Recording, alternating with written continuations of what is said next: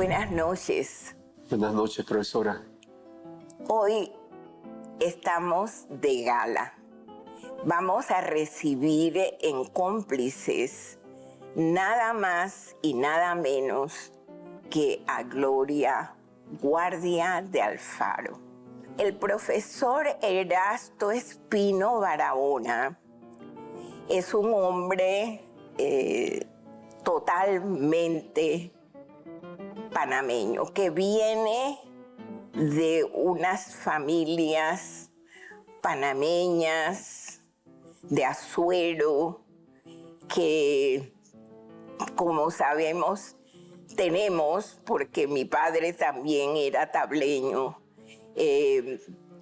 tenemos en la memoria mucha historia que contar.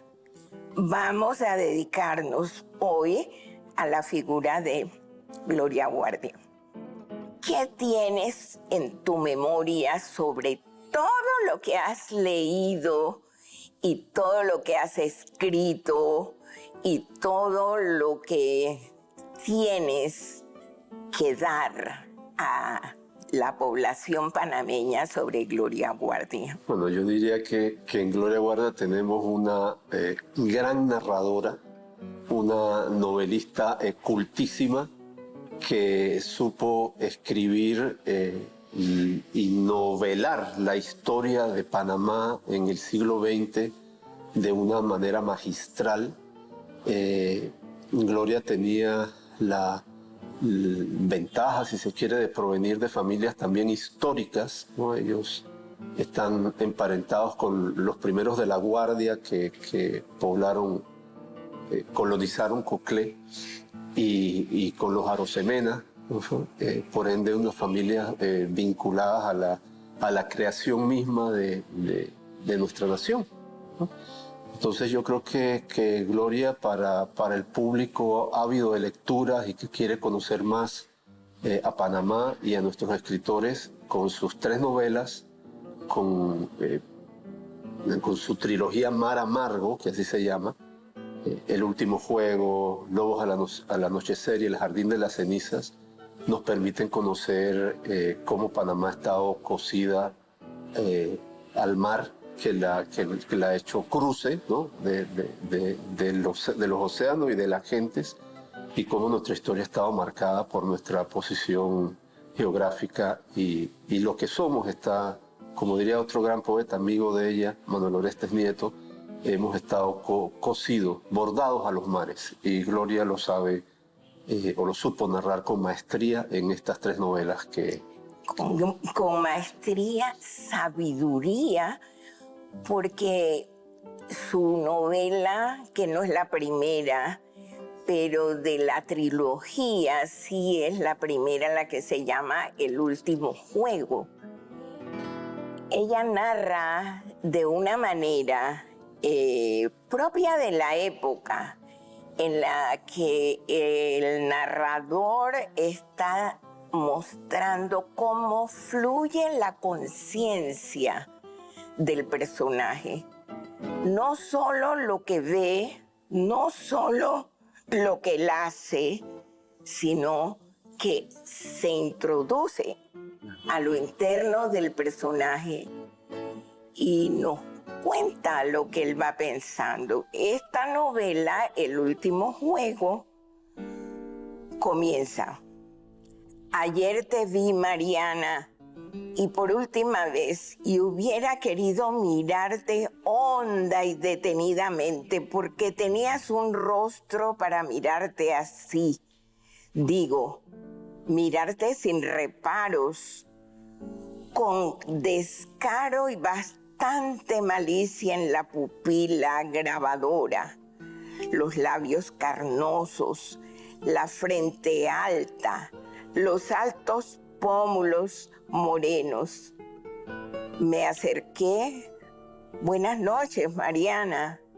Un gesto rápido, un cruce apenas de sonrisas, y atravesaste el salón hacia donde un grupo de invitados conversaba. Hola, Joaquín. Hola viejo, yo buscaba una excusa para hablarte, pero ¿qué va?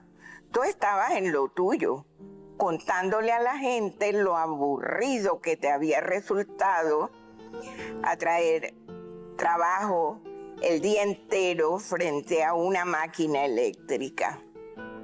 Ya estamos en la época de la máquina eléctrica, ya no es la máquina Underwood. De modo que este es el fluir de la conciencia. Él está pensando. ¿Y a qué nos lleva ese fluir de la conciencia del último juego? Bueno, el último juego está pensado básicamente para contar dos historias. La historia del protagonista, Roberto Garrido Arosemena, que es un hijo del patriciado panameño y es un negociador del canal, pero es un hombre que para defender que utiliza su posición para provecho propio. Tiene un matrimonio de fachada con una mujer que no ama y verdaderamente... que se llama Queta, ¿no? Queta, exactamente, con Queta, y en cambio con su amante es la que donde tiene cifrado el eje de su vida. En mitad de ese triángulo amoroso y el marco de las negociaciones del canal, ese fluir de la conciencia sirve para denunciar lo que un grupo, un guerrillero de la época, piensa sobre el canal, piensa que el tratado del canal es entreguista y para oponerse a la firma de los tratados realiza un secuestro en la residencia de don Roberto Garrido y en ese secuestro él pierde al amor de su vida, ¿no? A su amante Mariana. Pero nos vamos dando cuenta de eso prácticamente ya al final, porque toda la novela transcurre en la práctica, en la mente y en los pensamientos del personaje que, como usted dice, fluyen. Entonces asistimos casi que filmada la mente del personaje principal que se muestra y discurre ante el público, ¿no? Que está leyendo, digamos, la novela. Sí. Y yo me quedo pensando en esa situación del momento en el que entran los guerrilleros, que para mí es un momento importante de la novela, y es decir, están todos secuestrados allí, y los personajes que quedan secuestrados.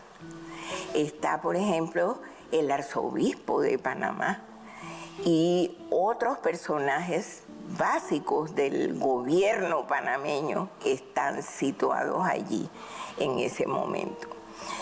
La pregunta que sigue es de rigor. Las novelas de Gloria Guardia, ¿cuáles son las novelas que recomiendas al público en general, que deben leer?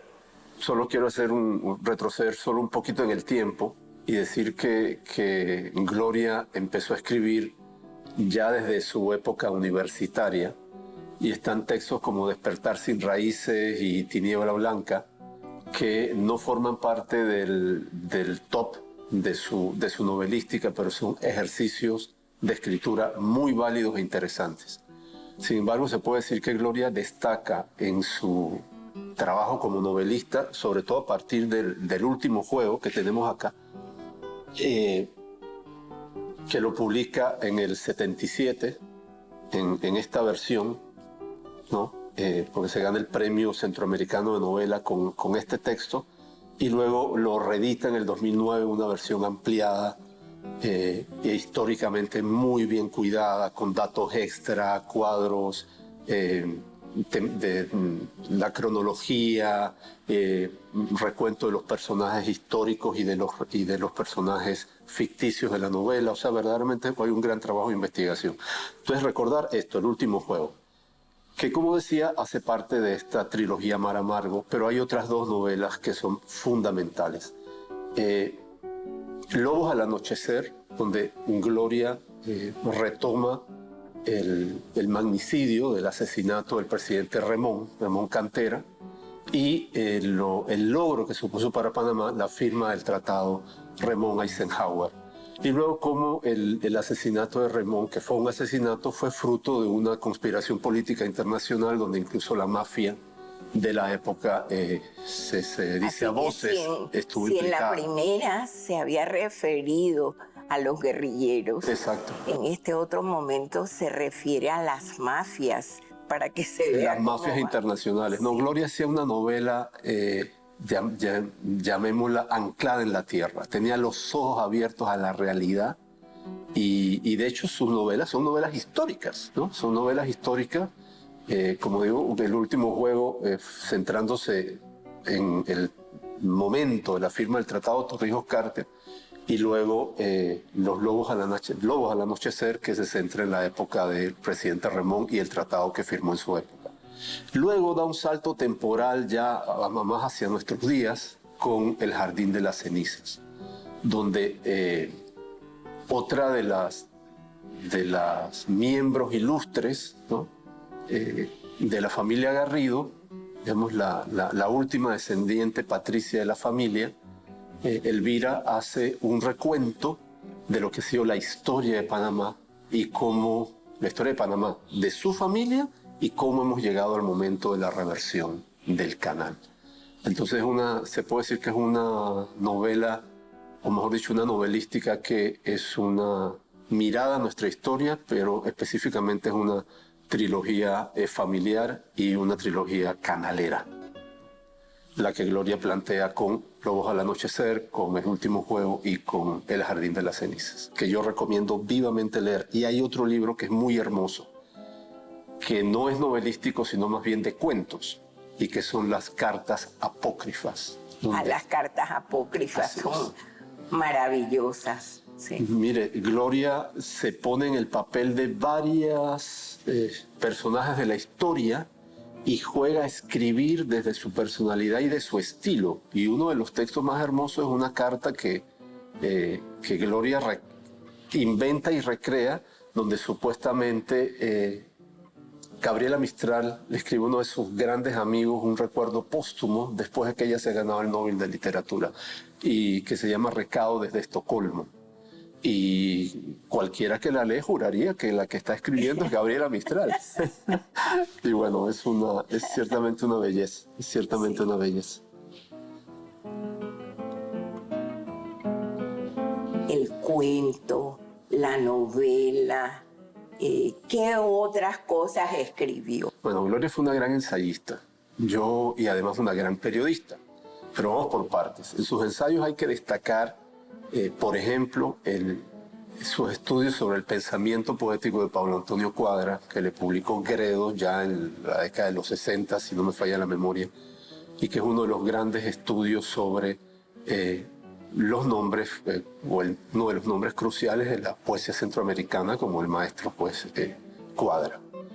Por otro lado, también sus estudios sobre Ernesto Cardenal y sobre Rogelio Sinan, y en nuestra literatura también las entrevistas que, por ejemplo, hizo María Olimpia Bobadilla, y un compendio de entrevistas que usted lo mencionó como personaje ficticio, pero que fue su amigo en la vida real, a ese gran hombre de iglesia que fue Monseñor Marcos Magrat. Pero igual su amistad con Carlos Rincón, y Gloria había logrado prácticamente entrevistar a todas las grandes figuras del boom latinoamericano. Cuando yo estuve en muchas ocasiones en su casa en Bogotá, pude ver los ejemplares de las principales novelas del boom autografiados por sus mismos autores. Entonces, en ese sentido, creo que en Gloria tenemos un manantial de información y de formación, porque era una mujer consciente de su tiempo y la necesidad de conocer la historia para poder mejorarla y para poder cambiarla. Es entrar en la historia con los ojos de una narradora extraordinaria. Ahora vamos a suspender por unos minutos para luego retomar un segundo segmento en el que continuaremos con Gloria Guardia.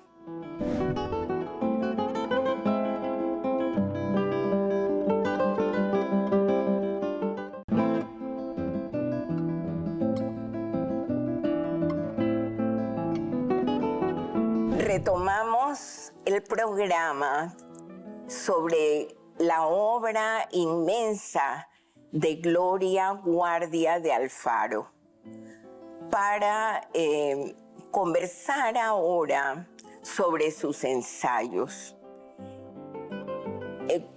¿Cuál de los ensayos dirías tú que te atrae más? ¿Por qué? Y luego que te refieras a toda su obra ensayística. Bueno, yo sobre todo tengo una mirada como lector, porque no soy un estudioso académico de Gloria, sino un profundo amigo suyo y un lector que disfrutó su escritura y que se honró de su amistad. Así que básicamente doy como profesora mi reacción frente a la ensayística de Gloria Guardia. Yo quise decir algo antes para poder explicar cómo ella escribía. Gloria tuvo una formación de privilegio. Primero, aquí en Panamá estudia con lo más avanzado del pensamiento católico de la época, que era el Colegio de las Esclavas, que además hay que recordar que tienen esta extracción de la Compañía de Jesús, jesuita, ¿no? Que conjuga tremendamente la fe y la cultura. Luego tiene la oportunidad de formarse en Vassar, que era y sigue siendo pues, un punto de referencia de las mejores universidades norteamericanas. Y bueno, afortunadamente tenía una condición, su familia, de poder permitirle estudiar en un receptáculo de arte y de cultura como fue esta otrora gran universidad femenina, hoy ya es mixta, pero se tuvo en ese sentido una formación cultural de élite. Y luego continuó esa formación también en España, donde adelantó sus estudios. Si no me equivoco, su maestría era en literatura comparada y avanzó el doctorado prácticamente hasta el final. Entonces, por eso Gloria era una mujer de una gran rigurosidad en su pensamiento, una gran vastedad de fuentes culturales y que se esforzaba por estar al día. Este ayornamiento del que se habla en el pensamiento católico europeo digamos, de la segunda mitad del siglo, Gloria tenía esa obsesión, estar al día, poder dialogar con lo mejor del pensamiento contemporáneo. Por eso, por ejemplo, en su novela, ella hace este uso magistral del fluir de la conciencia, pero porque ella lo había bebido directamente del Ulises de Joyce. Entonces, esto se refleja, esta contemporaneidad de su pensamiento se refleja también en los ensayos. Yo aquí me quiero referir en este momento a un libro de ensayos de ella que no es el más famoso, pero que para mí es como el más personal, porque también recoge algunos de sus escritos de su formación estudiantil de posgrado, y que es La búsqueda del rostro. La búsqueda del rostro se lo publica Enrique Jaramillo Levy en la famosa editorial Signos, que el gesto es de México y que luego trajo a Panamá en los años 80. Y hay estudios sobre Pablo Neruda, Miguel Hernández, Rogelio Sinan, Ernesto Cardenal, también de nuestras poetisas. Ella también las estudió, a Mario Olimpia, si no estoy mal, también textos sobre contemporáneas suyas, como Estela Sierra, etc. Y en ese sentido, Gloria sobre todo dialogaba con las fuentes que permitían unir pensamiento, literatura e historia. Prácticamente mantuvo esa gran atención a lo mejor de la crítica contemporánea, por ejemplo, bebió de las fuentes de la estilística y bebió también de las fuentes más actuales de la teoría posmoderna de la narración y de la historia. Y eso se ve por lo menos en dos extremos.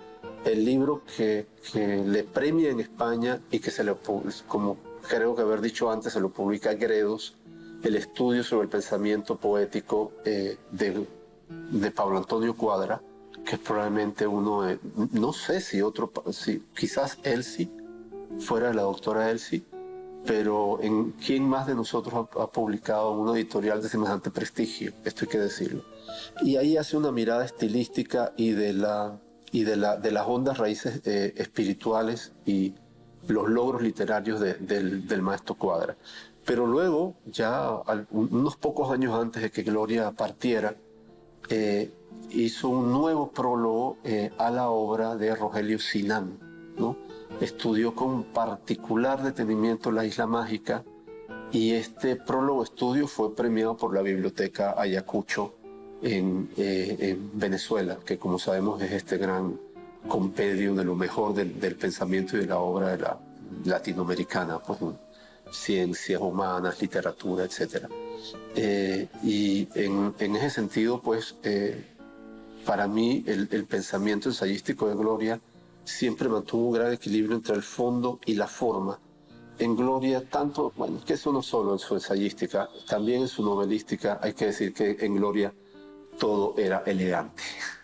Todo era elegante, es verdad. Entonces, y con ese cuidado y esa pulcritud, cultivaba las relaciones, cultivaba la amistad, era mucho de la tertulia, del encuentro cara a cara. Yo todavía recuerdo con mucha gratitud en Bogotá todas esas épocas de poder compartir en su casa, las veladas con ella y don Ricardo, algún almuerzo que tuvimos con Carlos Rincón, este gran crítico literario colombiano que radica en Alemania, etc. Y con Sara González de Mojica de la Javeriana, porque Gloria en ese sentido supo, a pesar de que el mundo posmoderno en sus últimas exteriorizaciones quizás no era en que ella había sido formada, supo dialogar tanto con el siglo que se forjó como el siglo XX, como el siglo en que le tocó terminar su vida, que fue el siglo XXI. Entonces yo remitiría a esos tres textos, a los textos sobre Cuadra, sobre Sinan y a sus ensayos, que ella miraba con cierta modestia ese libro, porque sabía que era un libro de cuando ella estaba haciéndose, que es La búsqueda del rostro. Pero me parece que con esos tres bocados tendríamos suficiente para acercarnos a su obra ensayística. Muy bien. Es que la literatura va recogiendo la historia, pero la historia personal, vamos a decir así, de una época, y encontrarnos nosotros con entrevistas que nos digan muy de cerca cómo hablaba, qué decía, qué le interesaba al escritor y en su obra qué se manifestaba. Era fundamental. De hecho, Gloria trabajó mucho tiempo para la Agencia Latinoamericana de Noticias y fue corresponsal de alguna de las más importantes cadenas norteamericanas. Si no estoy mal, la corresponsalidad de Gloria era con ABC. Y esas entrevistas de los que yo rescato sobre todo son las que sostuvo alguna vez con Ernesto Cardenal y vuelvo y repito, con Maurrat en todo el posconcilio panameño. Pero esa capacidad de entrevistar y radiografiar la realidad fueron algunas de las que, además de ganarle un nombre, y de hecho tan es así que Daniel Domínguez me ha dicho del interés que tendría que se recopilen las crónicas y las entrevistas periodísticas de Gloria. Y tuvo también un trabajo muy bueno en ese orden de periodismo cultural sobre Solentiname, sobre la comunidad de Ernesto Cardenal, de la comunidad monástico-literaria, etcétera, que Ernesto Cardenal fundó en Nicaragua en los 70, etcétera. Y bueno, entonces decía que Daniel Domínguez comentaba la necesidad de recopilar las entrevistas, las crónicas, de recopilar a la Gloria Guardia periodista, de la cual tenemos todavía que aprender y beber mucho. Y cuento una anécdota, el trabajo de Gloria como periodista la llevó a enfrentarse también con los poderes de turno. Por confidencia personal sabemos que el régimen militar en sus últimos tiempos, hablamos del Noriegato, amenazó a su familia por los escritos periodísticos de Gloria. Concretamente la amenazaron con la integridad de su hija. Y recuerdo que ese fue uno de los momentos más duros personales de Gloria en cuanto su escritura la llevó a no solamente a hablar teóricamente la necesidad de cultivar la identidad centroamericana, de resistir ante el poder, sino que concretamente en Panamá la llevó a estrellarse y a incomodar a las autoridades de esa época tan difícil. Lo maravilloso también de estas entrevistas es que como periodista se apoyó en la fotografía, pero fotografía de primera mano, es decir, todo lo que confluía para la conformación de una obra era articulado muy cuidadosamente, muy elegantemente, como dices tú.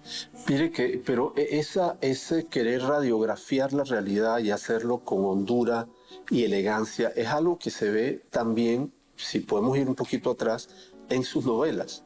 Tanto El Jardín de las Cenizas como El Último Juego, que le publica Alfaguara en sus últimas ediciones, son verdaderas obras de investigación literaria e histórica. Están acompañadas de ejes cronológicos, acompañadas de tablas de personajes, estableciendo el paralelo entre lo que ocurre en la novela y lo que ocurre en la historia en ese momento. Está acompañada una especie de índex de referencias de los referentes concretos que se mencionan. Entonces, si se hace referencia a Arnulfo Arias Madrid, al final está acompañado quién era brevemente Arnulfo Arias o quién era Ricardo Arias Calderón, quién fue Manuel Antonio Noriega. Entonces se ve que en Gloria convivían la novelista y su afán de saber, el ser una erudita, ¿no? Su afán de entrar en el hombre, en la mujer, en el fondo. En la circunstancia concreta de la gente. Ella escribía consciente de quién era, de lo que podía. Me lo decía Erasto, uno debe saber lo que es y lo que no es, lo que puede y lo que no puede hacer. Y para eso miró a fondo su realidad personal, biográfica, histórica, y al mismo tiempo esas mismas dimensiones, pero en lo colectivo, a nivel de patria, y no solo de Panamá, también de Nicaragua, porque aquí quizás no hemos mencionado las grandes obras que tiene. Ella no deja de dejar claro eso. Sí. Y yo creo que eso es importante para nosotros, porque siempre se dice que Panamá ha estado vinculado al sur. Sí, sí, sí. Pero no, Panamá ha estado vinculada al sur y también a los centroamericanos. Y ella era Celedón, y los Celedón son uno de los grandes nombres que ha hecho la historia de Nicaragua. Está el texto, la carta, donde su bisabuelo le escribe a su bisabuela, un gran prócer que se enfrentó al autoritarismo en Nicaragua. Y está también la novela donde ella rescata la historia de Sandino, ¿no? Porque conoció muy de cerca el movimiento sandinista e indagó en las historias de su raíz verdadera, su raíz sana. Y por otro está la otra novela que se me escapa el nombre, donde ella noveliza la historia de uno de sus antepasados del clan Guardia, que fue embajador de Panamá durante la época de la guerra y rescata a los refugiados perseguidos por el fascismo. Pero bueno, ese será quizás tema para otra ocasión. Tema para otra, sí, para otra reunión. Tenemos tema para rato y se nos ha acabado el tiempo. Podrás creer que se acabó el tiempo y todavía quisiéramos seguir hablando con Gloria, tan querida, tan amable, tan cercana, de modo que Muchas gracias, Erasto, por esta reunión para hablar de una académica de la lengua panameña que le dio muchísimo al país. Así, muchas gracias por